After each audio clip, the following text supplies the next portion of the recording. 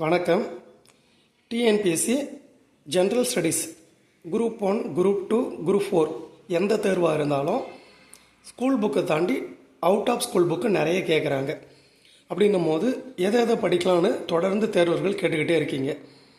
சரி, இப்போ ஃபஸ்ட்டு நான் வெங்கடேசன் சார் அவர்களோட தமிழ்நாடு ரிலேட்டடான புத்தகம் எடுத்துகிட்டு வந்திருக்கேன். இப்போ பாருங்கள், தமிழ்நாடு வரலாறும் பண்பாடும் பண்டைய காலம், தமிழ்நாடு வரலாறும் பண்பாடும் இடைக்காலம், இது ரெண்டும் ஒரு செட்டாக வரும். இது 750 ரூபாய். இதில் என்ன இருக்குன்னா, நம்ம யூனிட் 6 இருக்கு இல்லைங்களா, யூனிட் 6ல் தமிழ்நாடு வரலாறு தொடர்பான விஷயங்கள், தொல்லியல் விஷயங்கள், சங்க காலத்தில் நடந்த வரலாறுகள் அது இருக்கும். இடைக்காலத்தில் நாயக்கர்கள் ஆட்சி இருக்கும், களப்பிரர்கள் ஆட்சி, இது போல் சேரர்கள், இந்த மாதிரி பல மன்னர்கள் ஆட்சிகள் அதில் இருக்கும். ஸோ இது படிக்கணுமா அப்படின்னா கண்டிப்பாக படிக்கணும். இதில் நிறைய ஒர்த்தாக இருக்கும். அந்த புத்தகம் நிறைய யூடியூப்லையுமே இதை ரெக்கமெண்ட் பண்ணிகிட்ருக்காங்க, நீங்கள் பார்த்தா தெரியும். ஸோ அப்போது தமிழ்நாடு வரலாறும் பண்பாடும் பண்டைய காலம் இடைக்காலம் இது ஒரு செட்டாக வாங்கிக்கோங்க. இது 750 ரூபா. அதை முடிச்சுட்டு அப்படியே வந்தீங்க அப்படின்னா நவீன காலம் தற்காலம், இது தமிழ்நாடுல நவீன காலம் தற்காலம். இது பார்க்கும்போது பிரிட்டிஷ்காரங்க உள்ளே வராங்கல்ல இந்தியாவுக்குள்ளே, அதுதான் நவீன காலம்னு சொல்லுவாங்க. பிரிட்டிஷ்காரங்க மட்டும் இல்லை, ஐரோப்பியர்களே உள்ளே வருவாங்க இல்லையா, போர்ச்சுகீசியர், பிரிட்டிஷார், அப்புறமா டச்சு, டேனியர்கள், பிரெஞ்சுக்காரர்கள், இவங்களுக்குள்ளே போர் பண்ணியிருப்பாங்க. இந்திய மன்னர்கிட்டையும் போர் பண்ணியிருப்பாங்க, அதாவது தமிழ்நாட்டு மன்னர்கிட்டையும். ஸோ அந்த வரலாறுலாம் நவீன காலத்தில் இருக்கும்.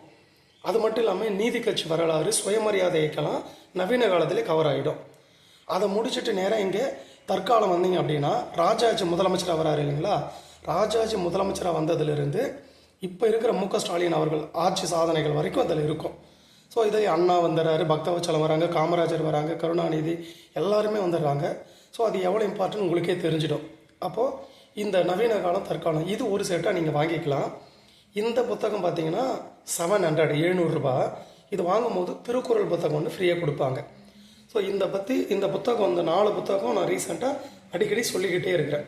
ஓகேவா, உங்களுக்கு டீட்டெயிலாக தெரிஞ்சிருக்கும். அதனால் நான் கண்டென்ட்டுக்கு அமையணும் அவசியம் இல்லை. நான் வேணும்னா தனித்தனியாக ஒவ்வொரு புத்தகம் நான் தனியாக கூட கொடுக்குறேன், அதில் பாருங்கள். சரிங்களா, இப்போ இது முடிஞ்சுது. இதை முடிச்சுட்டு அப்படியே நம்ம வெங்கடேசன் சார் அவர்களோட தமிழ்நாடு அரசாங்கம் நிர்வாகம் ஆளுகை இந்த புத்தகம் இருக்கு இல்லைங்களா, இந்த புத்தகம் முன்னாடி மெயின்ஸுக்கு படிச்சுட்டு இருந்தாங்க, குரூப் 1, குரூப் 2க்கு. ஆனால் இப்போது ப்ரிலிமினரிக்கே படிக்க ஆரம்பிக்கிறாங்க, ப்ளஸ் குரூப் 4க்கும் படிக்கிறாங்க. ஏன்னா இதில் தமிழ்நாடு அரசோட அந்த கொள்கை விளக்கங்கள்லாம் இருக்குது இல்லைங்களா, அதெல்லாம் அதில் இருக்கும், நிறைய தகவல்கள் இருக்கும். அப்போது இது ரொம்ப ஒவ்வொரு டிபார்ட்மெண்ட் எப்போ உருவாக்குனாங்க அந்த மாதிரி தகவல்லாம் அதில் இருக்கும். அப்போது இது ரொம்ப ரொம்ப முக்கியமான ஒரு புத்தகம். இது எப்படி இருக்குன்னா, சட்டமன்றம், நிர்வாகம், நீதித்துறை 3 சார்ந்து இதில் இருக்கும். அப்போ ரொம்ப முக்கியமான புத்தகம். ஃபஸ்ட்டு இந்த 4 புத்தகம் நல்லா படிச்சுடுங்க. இது 4 புத்தகம் நான் ஏற்கனவே சொன்னது யூனிட் 6க்கும் வரும். யூனிட் 5ல் தமிழ்நாடு வளர்ச்சி நிர்வாகங்கள் அதுக்கும் கவர் ஆகும். இந்த புத்தகமும் தமிழ்நாடு வளர்ச்சி நிர்வாகத்துக்கு கவர் ஆகும். ஸோ இதை முடிச்சுட்டு அகைன் இது வாங்க. இது வெங்கடேசன் சாரோட புத்தகம் இல்லை, மாப்போசியோட புத்தகம், விடுதலை போரில் தமிழகம் அப்படின்னு சொல்லிட்டு மாப்போசி அவர்கள் எழுதின ஒரு 3 வால்யூம். இது நிறைய பதிப்பகம் இருந்தாலும் நம்ம வர்த்தமான் பதிப்பகம் அவங்ககிட்டயே நீங்கள் வாங்கிக்கலாம். ஏன்னா அவங்க தான் ரொம்ப கம்மியாக கொடுக்குறாங்க.